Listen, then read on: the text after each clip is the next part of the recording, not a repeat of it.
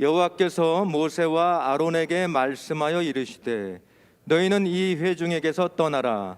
내가 순식간에 그들을 멸하려 하노라.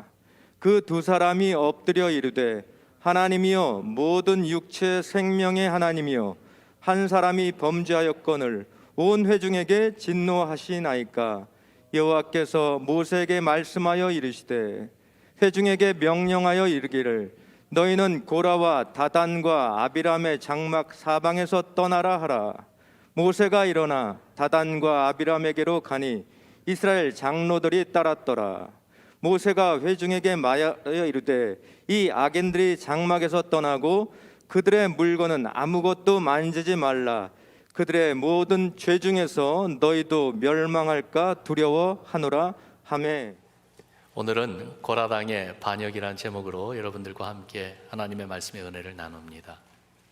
여러분들 노리스 하셨는지 모르겠어요. 2월 중순부터 지금 민수기 말씀을 계속 보고 있는데 민수기 말씀이 주제가 동일한 주제입니다. 오늘도 그렇고 앞으로 민수기 말씀 계속 볼 때 지금 동일한 주제로 계속 나가게 돼요. 어떤 주제냐 하면은 광야 생활 가운데 하나님을 대적하고 불순종한 이스라엘의 모습들을 지금 계속 보고 있습니다. 12장에서 그 모세를 대항해서 일어났던 미리암과 아론의 이야기, 또한 14장에서는 가데스 바네아의 그 반역 사건이요. 여러분 기억하시죠? 가나안 땅을 바로 목전에 두고서 12명의 정탐꾼을 보냈는데 그들이 돌아와서는 10명의 그 보고가 상당히 부정적이었어요. 그 보고를 들은 이스라엘 온 회중이 하나님을 원망했어요. 또 오늘 16장의 말씀을 보니까 이스라엘 회중의 지도자들이 함께 반역하며 일어나는 사건을 기록하고 있습니다.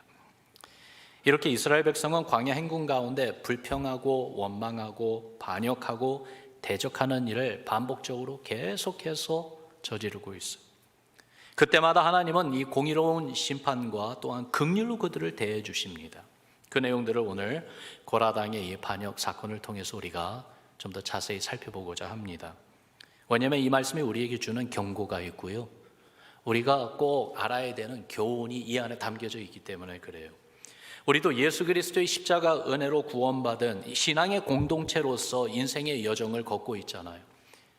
각자 개인적으로 혼자 걷는 것이 아니라 우리 가족이, 또한 믿음의 형제자매들 우리 성도님들이 신앙의 공동체 교회로서 함께 걸어가고 있습니다. 그리고 이 여정 가운데 크고 작은 그러한 일들이 일어나지요. 어려움이 닥쳐오기도 합니다. 그럴 때 어떻게 신앙으로 대응하면 어려움을 이겨나가야 되는지 알아야 되겠어요. 그래서 하나님의 공의를 세우고 또한 하나님의 긍휼을 의지하며 믿음으로 살아가야 되는데 오늘 말씀이 바로 그러한 내용을 우리에게 보여주고 있습니다. 본문의 사건은 민수기 16장 전장에서 전개되고 있어요. 1절부터 보죠. 1절과 2절 말씀입니다. 레위의 증손 고핫의 손자 이스할의 아들 고라와 르우벤 자손 엘리압의 아들 다단과 아비람과 벨렛의 아들 온이 당을 짓고 이스라엘 자손 총회에서 택함을 받은 자 곧 회중 가운데서 이름 있는 지휘관 250명과 함께 일어나서 모세를 거스르니라. 하나님이 세운 지도자 모세를 거스르니라. 그 리더십에 대항하는 사건이었는데 여기에 주동자의 이름이 나옵니다. 고라라는 이름이에요. 고라가 누구인지 말해주고 있어요. 그의 가문을 분명하게 보여줍니다. 레위의 증손이고 고핫의 손자고 이스라엘의 아들이다. 이게 의미 있는 것이, 그러면은 고라는 모세와 아론과 혈육 관계에 가까운 사람이라는 말입니다. 왜냐하면 모세와 아론은 레위의 증손이고 고핫의 손자이고 아므람의 아들들이기 때문에 그렇습니다. 다시 말해서 모세와 고라는 할아버지가 같아요. 같은 할아버지고 아버지는 달라요. 모세와 아론은 아버지가 아므람이고, 그리고 이 고라는 아버지가 이스할입니다. 아므람과 이스할은 형제예요. brothers. 그러니까 모세와 고라는 이 관계가 어떤 관계예요? 사촌 관계인 것이에요.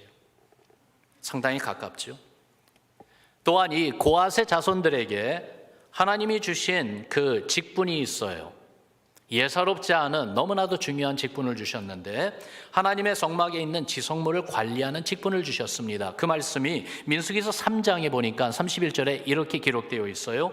그들이 맡을 것은 증거궤와 상과 등잔대와 제단들과 성소에서 봉사하는 데 쓰는 기구들과 휘장과 그것에 쓰는 모든 것이며, 여기서 특별히 주시해서 보는 것이 하나님이 그들에게 이 고앗 자손에게 맡겨준 그 직분, 그 사명, 처음 언급되는 것이 증거궤예요.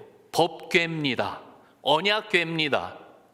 무슨 말이냐 하면 하나님의 임재를 상징하는 가장 중요한 물건이지요. 그 증거궤 안에 십계명 돌판이 있고요, 거기에 만나를 담은 항아리가 있고 아론이 사용했던 그 지팡이가 그 죽은 막대기에서 하나님의 능력으로 생명의 증거로 싹이 돋아난 그 아론의 지팡이가 그 증거궤 안에 있는 것입니다. 이 증거궤를 통해서 이스라엘 백성이 언약의 백성이라는 사실을, 그 증거궤 앞에서 하나님을 만나는 이 놀라운 중요한 이 성물, 이것을 책임지고 운반하는 직분을 바로 이 고앗의 자손에게 주신 것입니다. 그리고 고앗의 장남 아므람의 그 장자 아론은 제사장으로 하나님이 세우셨어요. 그러니까 고앗의 그 둘째 아들 이스라엘의 장자인 고라는 고앗 자손의 지도자가 될 것이다, 아마 그렇게 기대하고 있었던 것 같아요. 그러나 하나님은 민수기 3장 30절에 고앗 자손에게 맡겨주신 이 일을 지휘하면서 그들 전체 인도할 사람을, 다른 사람을 지명하셨어요. 바로 둘째 아들 이스라엘의 장자가 아니라 넷째 아들 우시엘의 아들 엘리사반이라고 하셨습니다. 그래서 거기 보니까 우시엘의 아들 엘리사밧은 고앗 사람의 종족과 조상의 가문의 지휘관이 될 것이라. 여기에 아마 고라 마음에 불만의 씨앗이 심겨진 것 같습니다. 오늘 본문 이 16장 3절에 보니까 고라가 주동하는 자들과 함께 이런 말을 해요. 그들이 모여서 모세와 아론을 거슬러 그들에게 이르되 너희가 분수에 지나도다. 회중이 다 각각 거룩하고 여호와께서도 그들 중에 계시거늘 너희가 어찌하여 여호와의 총회 위에 스스로 높이느냐. 그러니까 그들이 반역하는 그러한 마음을 품고 공격하는 말을 들어보면은요, 모세와 아론이 스스로 자신들을 높이면서 교만해서 분수에 지나치게 행하고 있다는 것이지요. 여러분, 모세는 하나님의 대변인으로, 중보자로, 그리고 아론은 하나님의 제사장으로 백성들 앞에 서 있는데 그게 맞지 않다는 것입니다. 회중의 모든 사람이 다 거룩하고 하나님이 그들 가운데 계시기 때문에 이러한 중보자가 필요 없다는 것이에요. 그런데 모세와 아론이 분수에 지나도록 자신들을 스스로 높여서 자기들을 통해서만 하나님 앞에 나올 수 있도록 하고 있는 것, 이것이 맞지 않다는 것이지요. 그런데요, 이 고라와 그와 합류한 사람들의 이 비난의 소리를 자세히 생각해 보면은요, 상당히 위험스러운 말을 하고 있습니다. 구속사적인 관점에서 볼 때에 무섭고 두려운 말을 하고 있어요. 모세, 예수 그리스도의 그림자입니다. 우리를 구원하신 주님을 상징하는 인물입니다. 제사장인 아론, 역시 우리의 대제사장 되신 예수 그리스도를 가리키는 인물입니다. 그런데 고라와 함께 반역하는 그들의 말은 누구든지 하나님께 직접 나아갈 수 있기 때문에 모세나 아론 같은 중보자나 제사장이 필요 없다는 말인데, 그 말은 우리의 구원자이신 예수님이 필요 없다는 말이에요. 그러니까 구속사적인 관점에서 이것을 볼 때에 하나님이 정하신 뜻을 이해하지 못하고 오히려 앞으로 하나님이 예수 그리스도 우리 주님을 통해서 온전히 이루어지실 우리 구원에 대한 구속사의 그 하나님의 계획을 전적으로 부인하고 대적하는 그러한 말이 된 것이죠. 또한 10절과 11절들 보니까 모세가 이 고라당의 이 비난의 말을 듣고 대답할 때 그들의 마음의 동기를 끄집어냅니다. 거기에 이렇게 말하죠. 하나님이 너와 내 모든 형제 레위 자손에게 너와 함께 가까이 오게 하셨거늘 너희가 오히려 제사장의 직분을 구하느냐? 이를 위하여 너와 너의 무리가 다 모여서 여호와를 거스르는도다. 아론이 어떠한 사람이기에 너희가 그를 원망하느냐? 이 고라의 마음에 자기가 제사장이 되고 싶은 이 욕심이 있었던 거죠. 나도 아론처럼 될 수 있는데 왜 아론만 제사장이 되고 왜 나는 안 되느냐, 왜 우리는 못하느냐, 그 불만이 있고 시기 질투가 있었던 것입니다. 이런 고라와 합세한 사람들로 루벤 자손 가운데 엘리압의 아들 다단과 아비람, 그리고 벨렛의 아들 온이 있었습니다. 그들도 이구동성으로 고라와 함께 모세와 아론을 거스르는데 앞장을 섰습니다. 그런데 이 루벤 지파 사람들, 이 사람들이 왜 거기에 참여했을까? 그들의 동기는 뭘까 생각해 볼 때, 먼저 루벤이 누굽니까? 야곱의 12 아들들 가운데 장자입니다. 그렇죠? 그래서 장자의 명분을 당연히 그가 가져야 하지만은 그 명분을 빼앗긴 사람입니다. 창세기 35장에 보면은 루벤은 아버지 야곱의 첩 빌하를 강간함으로써 아버지의 침상을 더럽혔습니다. 정말 상상도 못할 일을 저지르고 만 것이에요. 그로 인해서 장자의 명분을 빼앗겼고, 야곱이 이제 죽기 직전에 아들들을 불러서 유언의 말을 하는데 각 아들들에게 앞으로 일어날 일들에 대한 말을 해주는 가운데 루벤에 대해서는 이런 말을 합니다. 49장 3절과 4절에 보니까 루벤아, 너는 내 장자요, 내 능력이요, 내 기력의 시작이라. 위풍이 월등하고 권능이 탁월하다마는 물에 끓음 같았은즉 너는 탁월하지 못하리니 내가 아버지 침상에 올라 더럽혔음이로다. 그가 내 침상에 올랐었도다. 여러분, 이걸 보니까 야곱이요, 그 사건이 있은 이후에 죽을 때까지 평생 동안 마음이 아팠던 거예요. 루벤 이 아들이 저지른 이 일 때문에 괴로웠던 것을 우리가 엿볼 수가 있지 않습니까? 그런 루벤의 후손들, 그들은요 광야 행군할 때 하나님께서 각 지파마다 성막을 중심으로 동서남북 어느 쪽에 그들의 장막을 쳐야 되는지 말씀해 주셨는데, 루벤 지파는 성막 남쪽에 장막을 치게 되어 있었습니다. 그런데 희한한 것은 루벤 지파 바로 옆에 바로 고핫 자손들의 장막이 있었다는 것이죠. 그러니까 고라와 가깝게 있었던 사람들입니다. 고라의 불평과 원망에 쉽게 노출되고 영향을 받는 자리에 있었고, 결국 그들이 합류했던 것이에요. 어쩌면 루벤 사람들이 자기들이 장자 지파로 모세의 자리를 탐했을지도 모르겠어요. 고라와 루벤 사람들만이 아니라 2절에 보면은 이 고라당의 반역에 합류한 또 세 번째 무리들을 이야기해 주지요. 이스라엘 자손 총회에서 택함을 받은 자 곧 회중 가운데에서 이름 있는 지휘관 250명이 함께 모세를 거슬렀다고 이야기합니다. 여러분, 여기 말씀을 자세히 보면 그들은 택함을 받은 자들이에요. 이름 있는 지휘관들이에요. 그러니까 그냥 평범한 사람들이 아니에요. 특별한 사람들이에요. 아마도 12지파 모두에서 나온 사람들인 것 같은데 영향력이 있고 인정받는 리더들인데, 그들이 뜻을 모아 고라당이 되어서 모세와 아론을 대항한 것입니다. 그러니까 이 고라당의 반역이 이게 작은 스케일이 아니에요. 이스라엘 온 회중에게 영향을 주면서 모든 이들로 하나님이 세운 리더들을 대적하게 만드는 사태가 지금 일어난 것이에요. 그래서 21절에 보면은 하나님이 이스라엘 온 회중을 멸하시겠다는 그런 말씀이 거기 나오죠. 21절부터 보니까요, 너희는 이 회중에게서 떠나라. 내가 순식간에 그들을 멸하려 하노라. 그 두 사람이 엎드려, 이 모세와 아론이지요. 하나님이 이렇게 말씀하셨을 때 그 두 사람이 엎드려 이르되, 하나님이요 모든 육체 생명의 하나님이요 한 사람이 범죄하였거늘 온 회중에게 진노하시나이까. 여호와께서 모세에게 말씀하여 이르시되, 회중에게 명령하여 이르기를 너희는 고라와 다단과 아비람의 장막 사방에서 떠나라 하라. 여러분, 이 고라당의 이 반역, 이 내용, 누가 합류했고 그들의 마음의 동기가 무엇이었을까, 이것을 엿보면서 그것을 통해서 우리에게 주시는 경고와 교훈을 우리가 알아야 돼. 한 4가지를 정리해 보는데요. 첫 번째는 하나님의 주신 직분은 귀하게 여기고 감사해야지만이 됩니다. 여러분 따라 합시다. 귀하게 여기자, 감사하자. 하나님이 주신 직분의 소중함은 이게 크고 작음에 있지 않습니다. 높고 낮음에 있는 것이 절대로 아니에요. 직분의 소중함은 그 직분을 주신 분에 달려 있는 것이. 하나님이 주신 직분입니다. 교회에서 직분을 받았습니까? 하나님이 주신 직분입니다. 가정에서도 하나님이 우리에게 주신 자리가 있습니다. 하나님이 주신 자리입니다.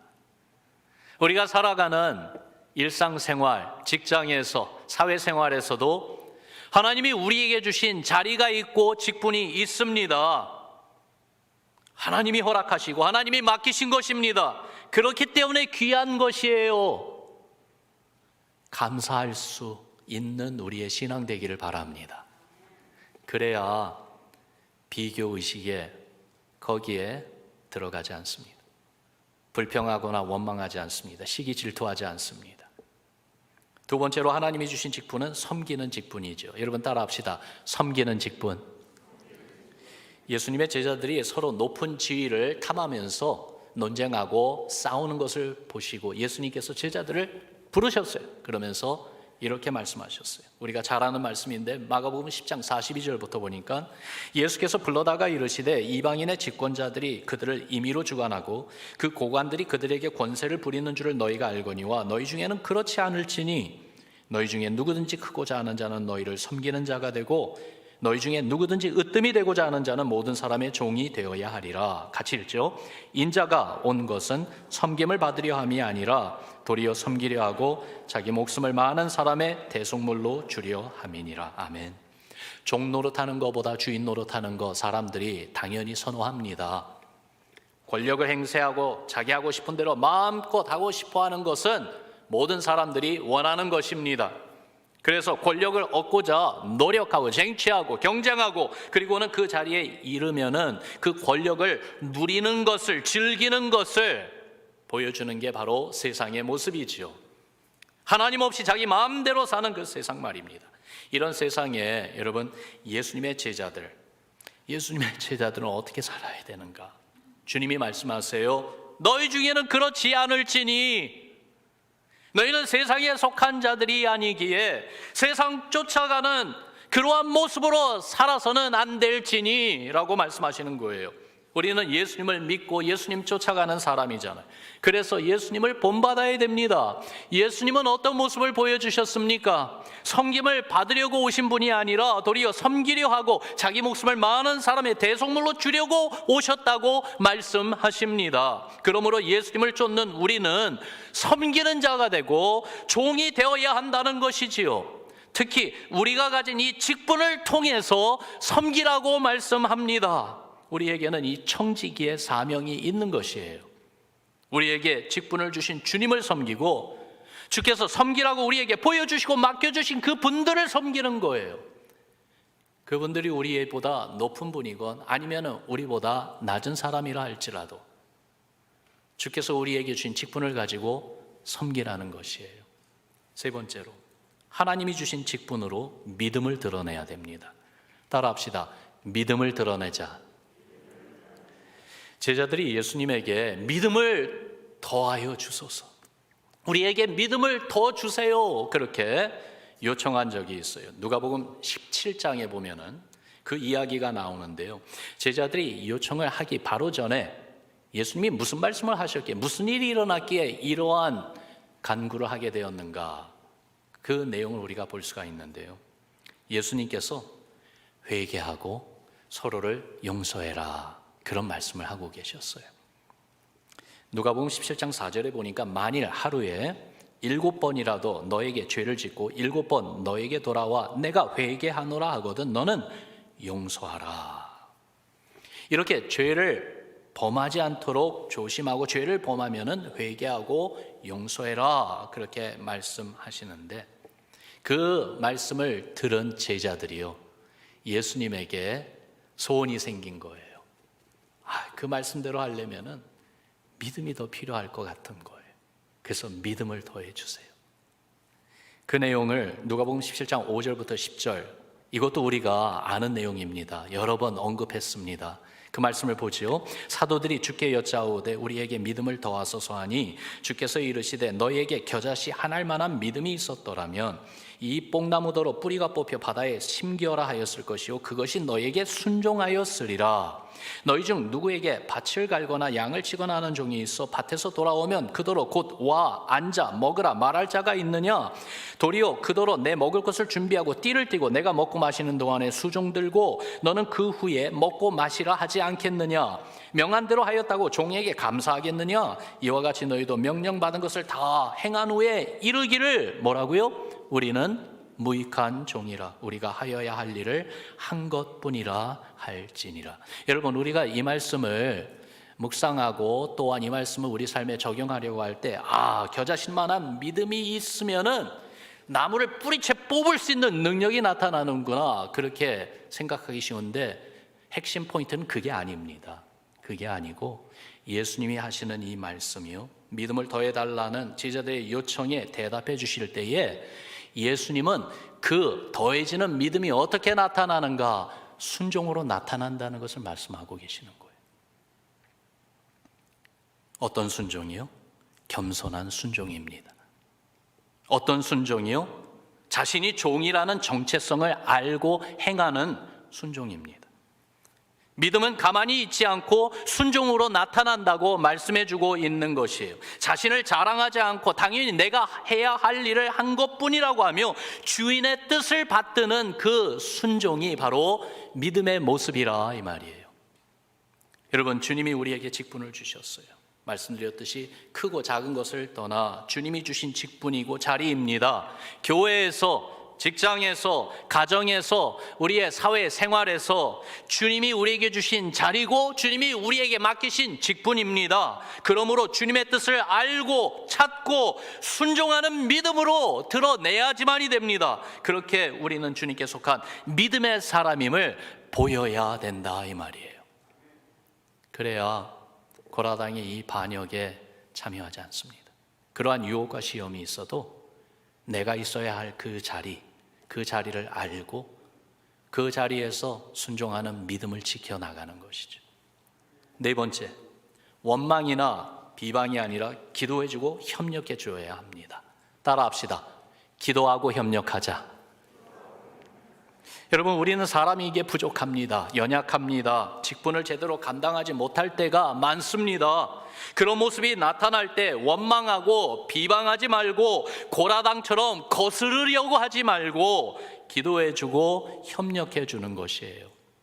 이게 특별히 신앙의 공동체 가운데 우리가 함께 이 여정을 같이 걸어가는데 얼마나 중요한지요. 에베소서 4장에 보니까 그래서 이렇게 말씀합니다. 같이 읽습니다. 시작. 모든 겸손과 온유로 하고 오래 참음으로 사랑 가운데서 서로 용납하고 평안에 매는 줄로 성령이 하나 되게 하신 것을 힘써 지키라. 아멘.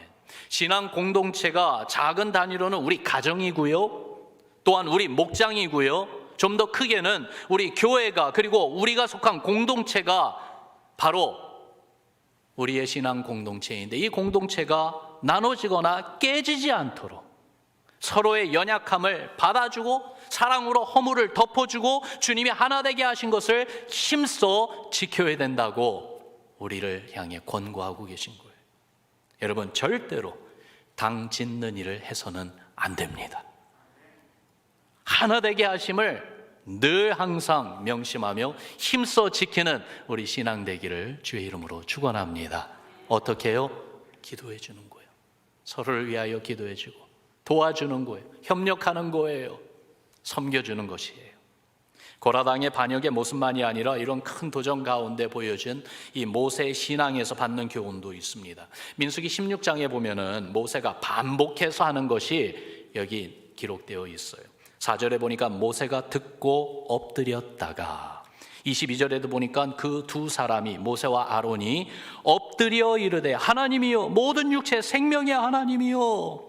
그리고 44절 45절에도 보니까 여호와께서 모세에게 말씀하여 이르시되 너희는 이 회중에게서 떠나라, 내가 순식간에 그들을 멸하려 하노라 하시매 그 두 사람이 엎드리니라 그랬어요. 여기서 보여주는 모세 모습이 뭡니까? 엎드리는 모세입니다. 엎드리는 모세예요. 기도하는 모세입니다. 하나님의 긍휼을 전적으로 의지하며 매달리는 모세입니다. 모세의 엎드림이 위기를 이겨낼 수 있었습니다. 그 엎드림이 하나님의 재앙을 그치게 할 수 있었던 것입니다. 엎드림과 동시에 모세가 한 것은 또한 하나님의 공의를 세웠습니다. 하나님의 뜻을 분별하자고 했습니다. 그래서 고라와 함께 합류해가지고 이렇게 거스르는 자들에게 말하죠. 향로를 가지고 오라고요. 하나님이 세우신 사람이 누군지 구분하고 분별하자고 했지요. 그러면서 28절에서 30절을 보면은 모세가 담대하게 이런 말을 합니다. 모세가 이르되 여호와께서 나를 보내사 이 모든 일을 행하게 하신 것이요 나의 임의로 함이 아닌 줄을 이 일로 말미암아 알리라. 곧 이 사람들의 죽음이 모든 사람과 같고 그들이 당하는 벌이 모든 사람이 당하는 벌과 같으면 여호와께서 나를 보내심이 아니거니와 만일 여호와께서 새 일을 행하사 땅이 입을 열어 이 사람들과 그들의 모든 소유물을 삼켜 산채로 수월에 빠지게 하시면 이 사람들이 과연 여호와를 멸시한 것인 줄을 너희가 알리라. 그러면서 모세가 이 말을 마치자마자 31절에 보니까 고라 당이 섰던 그 땅이 꺼져서 그들이 산채로 매장돼 버리는 하나님의 이 무서운 기적의 심판이 임한 것을 보여주죠. 그것만이 아니라 250명 지휘관들은 여호와께로부터 나온 불로 삼켜져서 죽임을 당합니다. 자연사가 아닙니다. 하나님의 무서운 심판이 보는 모든 이들 앞에서 일어난 것입니다. 그렇게 하나님의 공의가 나타난 것이에요. 그뿐만이 아니라 이스라엘 온 회중이 고라 당에게 임한 심판을 보고 두려워하며 순종하지 않고 오히려 원망하고 분노해서 모세와 아론을 치고자 하니까 하나님의 영광이 나타나 모세와 아론을 보호해 주신 것뿐만이 아니라 하나님의 진노가 진중에 퍼지는 연병으로 나타나기 시작했어요. 결국 고라 당의 이 반역 사건으로 그날 죽은 사람의 숫자가요 14,700명입니다. 그래도 모세가 아론이 엎드려 기도하며 하나님의 긍휼을 간구한 그 간구로 인해서 모든 백성이 다 멸망당하지는 않았어요. 심지어 반역의 주동자였던 고라는 죽었는데요. 그런데 놀라운 것이요. 참 하나님의 공의 가운데도 하나님의 긍휼과 하나님의 선하심이 나타나요. 어떻게 나타나는가 보니까 고라의 자손들, 후손들은 죽지를 않아요. 오히려 성경을 보면은 그들이 하나님이 기뻐하시는 신실한 하나님의 종들로서 쓰임받는 그 기록들이 성경에 나와 있습니다. 민수기서 26장에 보니까 10절과 11절 말씀에 땅이 그 입을 벌려서 그 무리와 고라를 삼킴에 그들이 죽었고 당시에 불이 250명을 삼켜 징표가 되게 하였으나 고라의 아들들은 죽지 아니하였더라. 그래. 얼마나 놀랍습니까? 진노 가운데에도 긍휼을 잊지 아니하시는 우리 하나님,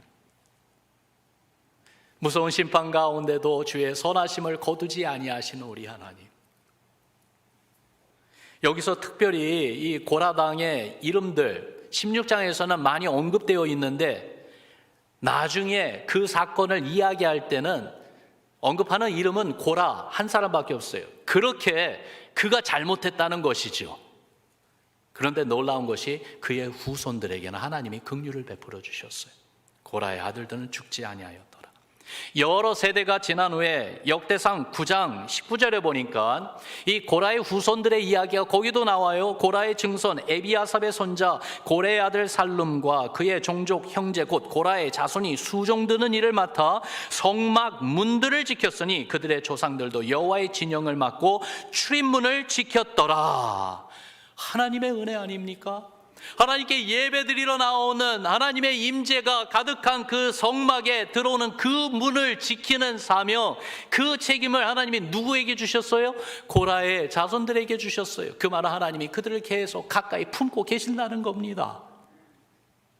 그뿐만이 아니라 시편에 정말 아름다운 우리에게 큰 은혜를 끼치는 그러한 말씀들이 많이 있지 않습니까? 그 가운데 우리가 너무나도 잘 아는 유명한 말씀 시편 42편 1절이요 하나님이여 사슴이 시냇물을 찾기에 갈급한 같이 내 영혼이 주를 찾기에 갈급하니이다.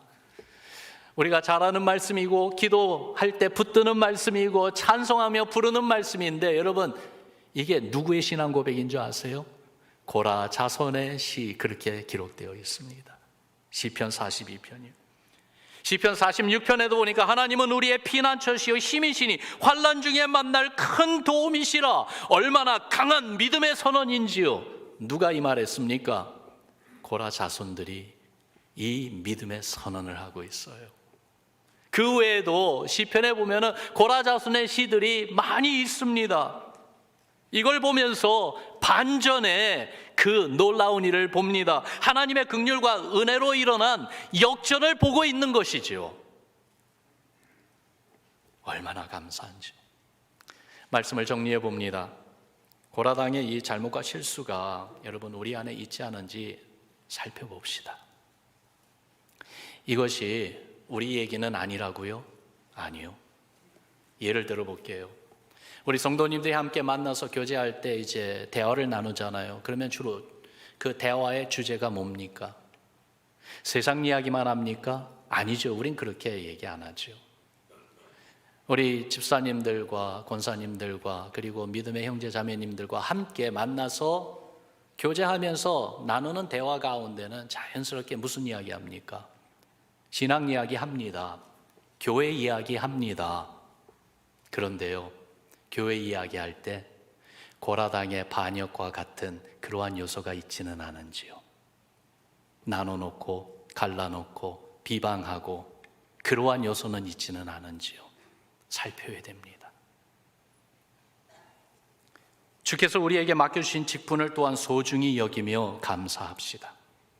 그러며 겸손히 섬기기를 힘씁시다. 교회 안만이 아니고 말씀드렸습니다. 우리 가정에서, 그리고 우리 사회생활에서, 직장에서, 일터에서 주께서 우리에게 주신 청지기의 자리입니다. 어떤 경우에도 주께서 하나 되게 하신 것을 깨는 과오를 범하지 맙시다. 하나 되게 하신 것을 믿음으로써, 순종하는 믿음으로써, 겸손한 믿음으로써, 엎드리는 그 신앙으로써 하나님의 긍휼을 찾고 매달리며 주의 진리를 선포하는 흔들림이 없는 그러한 신앙으로서 하나 되게 하신 것을 굳게 지킵시다. 비록 우리의 연약함과 악함으로 인해서 고라당의 이 반역과 같은 죄악을 범한다 할지라도 여러분, 고라 자손에게 베푸신 은혜를 잊지 맙시다. 다시 회개하고 돌아오면 됩니다. 주님 안에서 다시 겸손한 순종의 믿음의 자리에 가서 서면은 됩니다. 그러면 주님은 우리를 당신의 찬양의 삶으로 변화시켜 주실 거예요. 새로운 한 주를 시작하며 이 고라당의 반역이, 이 스토리가 우리에게 주는 경고뿐만이 아니라 격려와 또한 도전을 우리 마음에 새기면서 주님 안에서 하나님을 기쁘게 해드리는 아름다운 신앙, 예수 그리스도를 닮은 주님의 참된 제자들 된 우리 모두, 우리 교회 되기를 주님의 이름으로 축원합니다. 우리 같이 기도하겠습니다.